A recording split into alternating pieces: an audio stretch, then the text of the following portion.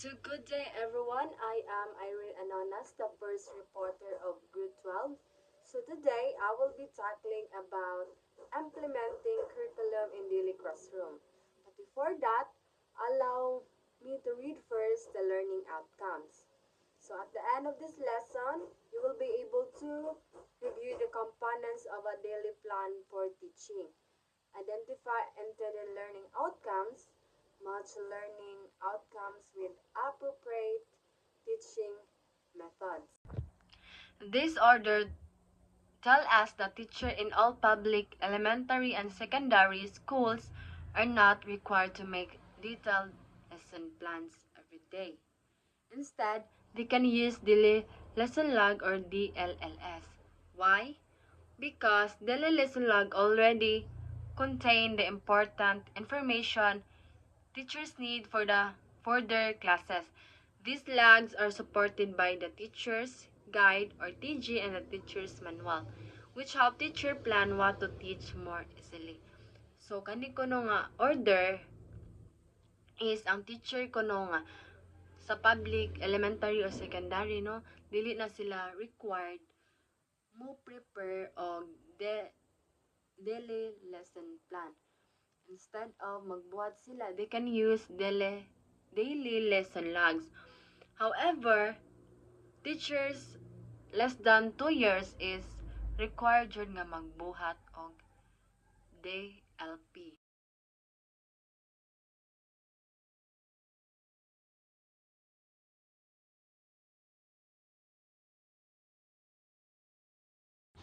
Remembering.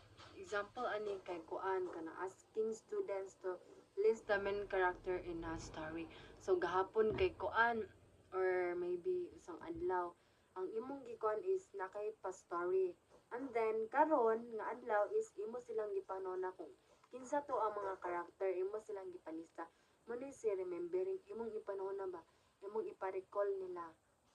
Understanding. So example ani is mangutana kanila may pakita kag story nila din mangutana kanila nga unsa man yung nasabtan in your own words unsa man ang duot ang theme sa story unsa man jud ang kanang message sa story kani gani mo sila pangutan-on kung unsa ilang nasabtan. So sa applying tagaan mo sila scenario baron nga subtraction no.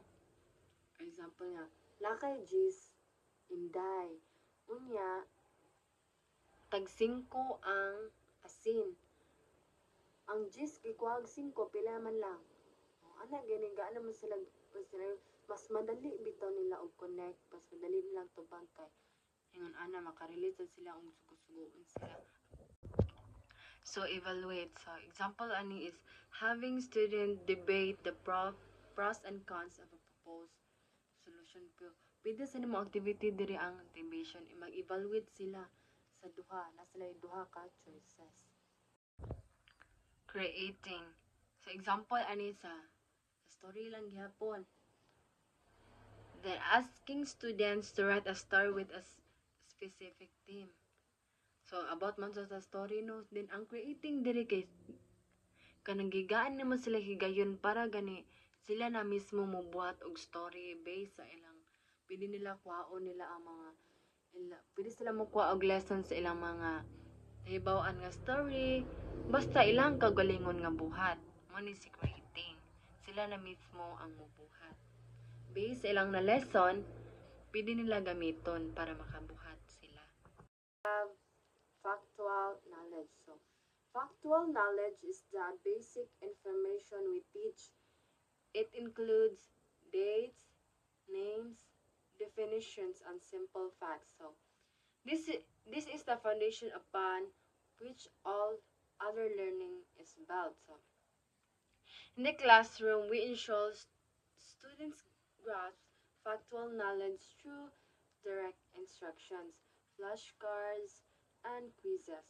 For example, in a story lesson, student learn specific dates and events. So, factual knowledge kay na maragkuan pag siya na siya sa basic. So second is conceptual knowledge. So Conceptual knowledge involves understanding the relationship between different pieces of information. It's about knowing the why behind the what. So, we foster conceptual understanding through discussions, concept, concept mapping, and comparative activities. So, students analyze and connect different concepts to form a deeper understanding. For example, after learning about heroes, students discuss how their actions influence Philippine and society and culture. So, sa factual knowledge, ano ito, kanang basic, like, ilarang gibaw ang mga dates and events. But dili ka sa conceptual, unsa jud ambot pasabot, unsa ang kanang relationship sa heroes sa atong, kanang, ilan na ginuhuna ba? Magdili na sila ga-analyze kung unsa ang bot pasabot. Lahira siya sa factual knowledge nga ang dates sa ilang bawaan or mga events. Third one is the procedural knowledge. Procedural knowledge is knowing how to do something. It involves understanding process, methods, and step-by-step actions. We teach procedural knowledge through demonstration, step-by-step instruction, and hands-on activities. Students learn by doing and practicing. So, example, in a science class, students learn scientific method by conducting experiments, following each step from hypothesis to conclusion. So, there is a procedural knowledge is step by step. Maon siya sa procedural knowledge. Kailangan adyo kay sundon.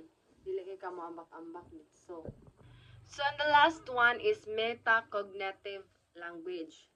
Metacognitive language is understanding our own thinking process. It involves reflecting on what we know and how we learn. We encourage metacognition through self-assessment, reflection journals, and goal-setting activities. Students learn to monitor their own learning and adjust their strategies. For example, students reflect on their learning strategies after a test, identifying what worked well and what they need to improve for the next time.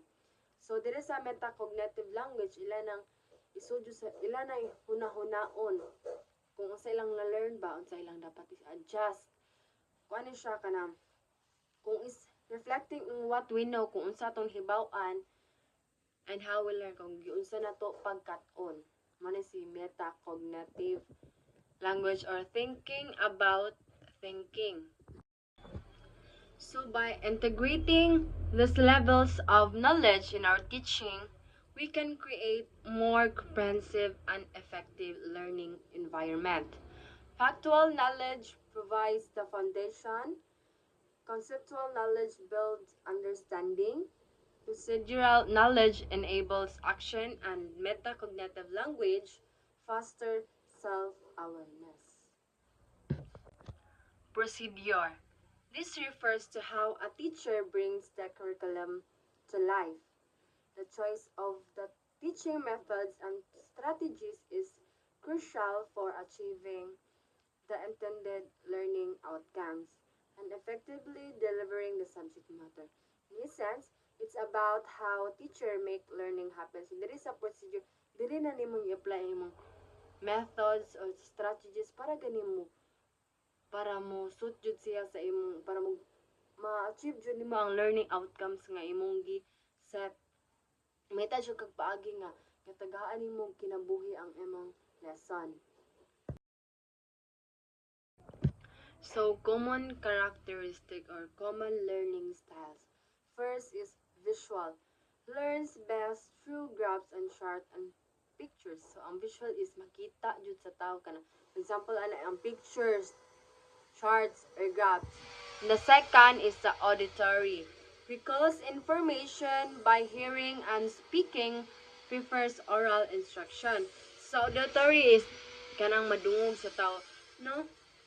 Madungog na yan, magtabi ka or kanang nakastubangan sa imong gipa-instruct. Dapat sad ikaw nga ga-instruct is kanang maklaro sa dakuon nimong tingog, laruhon nimo imong tingog para makasabot ka, makasabot ang imong students.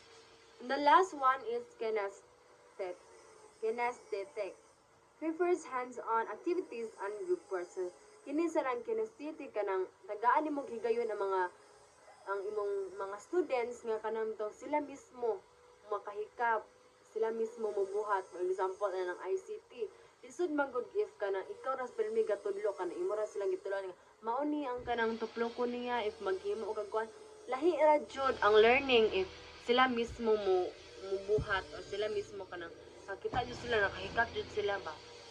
So na jud tay lahi pa, every individual na jud lahing pamaagi unsaon nila pag-learn. Preparation.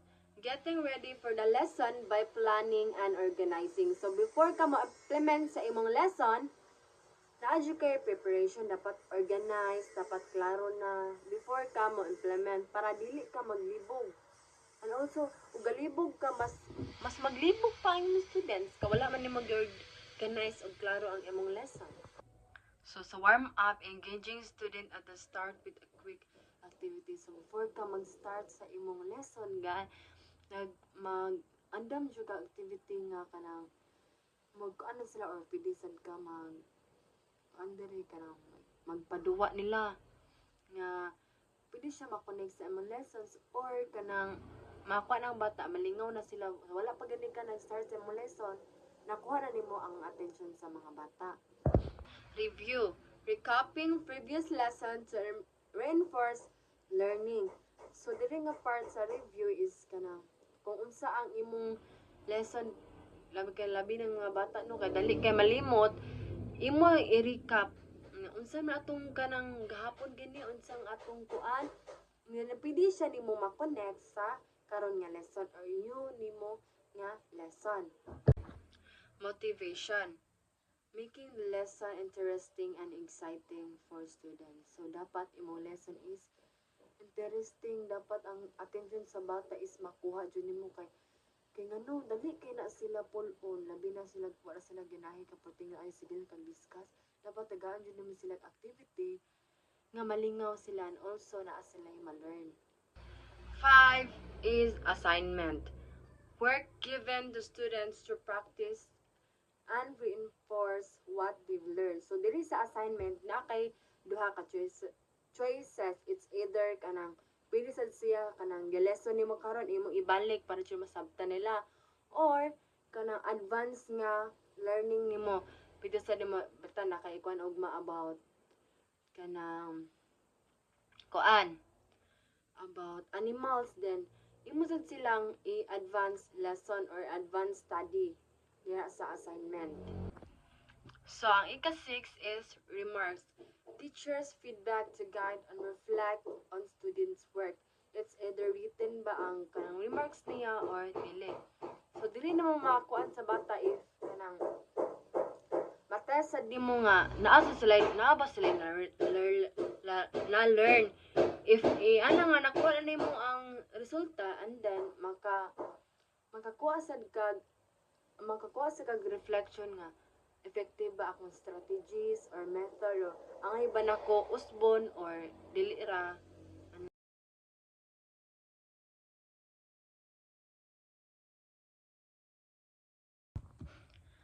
Musical or auditory activities involve using music and sound to learn and express oneself. So sa musical auditories ko ano ka nang pili siya madungog or madungog sa students. So here are some examples. Write a song, create a dance, write a jingle, create a rhyme, and the last one is use an instrument to create. So solitary activities involve tasks done alone, encouraging individual thought and reflection. Here are some examples. So, research an area, write about personal experience, think about and plan, create a PowerPoint presentation, or read a book.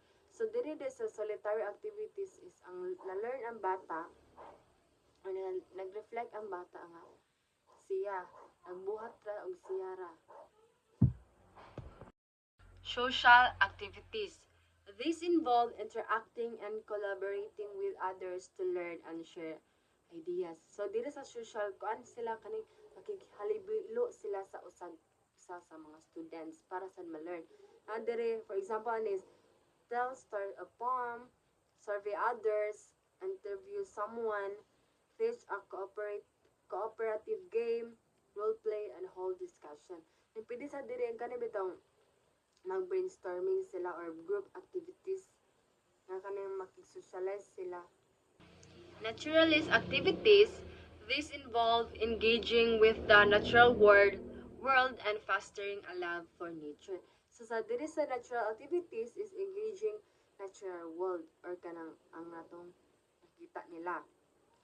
Then last yung mga examples, collecting and categorizing data, materials, or ideas, discovering or experimenting, taking a field trip, adapting materials, and the last one is labeling and classifying.